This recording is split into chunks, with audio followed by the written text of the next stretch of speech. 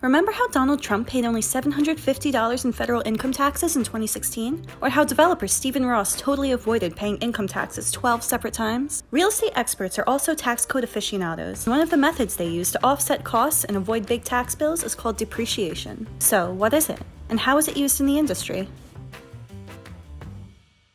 The why is very simple.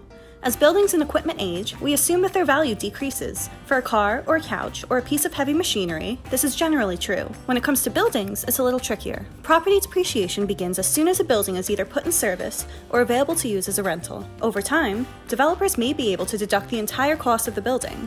So if they bought it for $5 million, over a certain number of years, they could deduct that entire $5 million from their tax bills. For rental properties, depreciation is generally at a rate of about 3.6% over 27.5 years. For commercial real estate, the general recovery period is longer at 39 years. There are some limits to how depreciation can be used. Only the value of a building can be depreciated. You cannot depreciate land.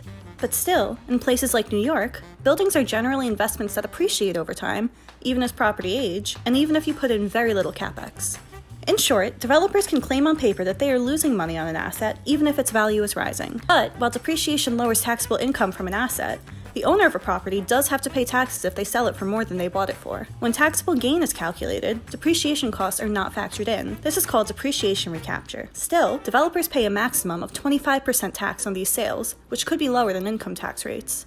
Many developers argue that depreciation is necessary to keep their investments in the black. After all, owning a building is expensive. It can cost tens of millions of dollars to improve and maintain luxury buildings and office towers in New York, for example. What do you think? Is depreciation just a clever way to avoid paying taxes, or a necessary strategy for savvy investors? Let us know in the comments.